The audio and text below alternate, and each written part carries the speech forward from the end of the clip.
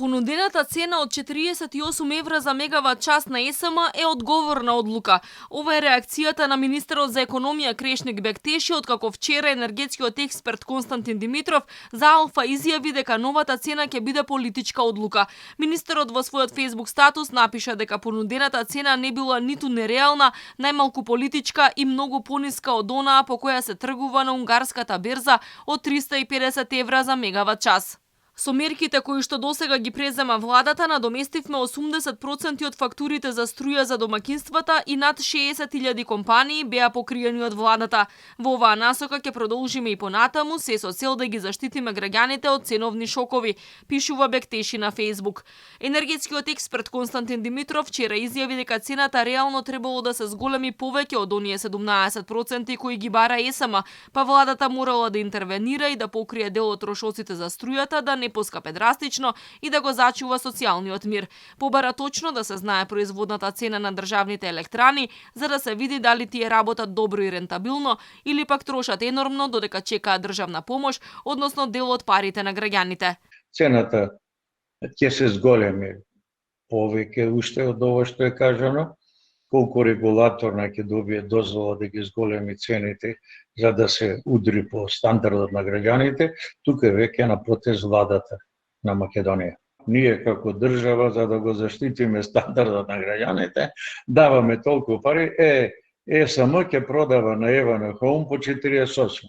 Оние другите до 60-12 евра по мегават сат, ние ќе му ги покриеме на електростопанство. Реакција и од ЕСМ.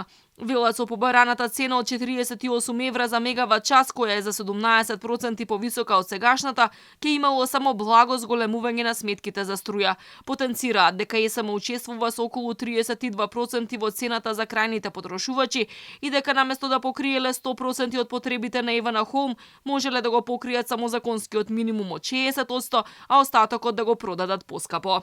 Во услови кога цените се драстично зголемени и има недостиг на енергенси, правиме на човечки напори да се обезбедат доволни количини на јаглен и да се зголеми ископот за зголемено производство на електрична енергија во рек Битол и рек Осломеј, додека хидропотенцијалот поради неповолната хидрологија се чува за балансирање и системски услови заради стабилно снабдување. Инаку, за да им помогне на државните електрани, владата договори заем од Европската банка за обнова и развој во износ од 100 милиони евра. Кредитот наменет за поддршка на ликвидноста на ЕСМ, кој моментално е во процес на администрирање, треба да биде одобрен на 20 јули. Токму овие пари треба да ја покријат разликата меѓу производната и продажната цена. Кредитното задолжување е со камата под 1%, исплатена 6 години со грејс период од 6 месеци.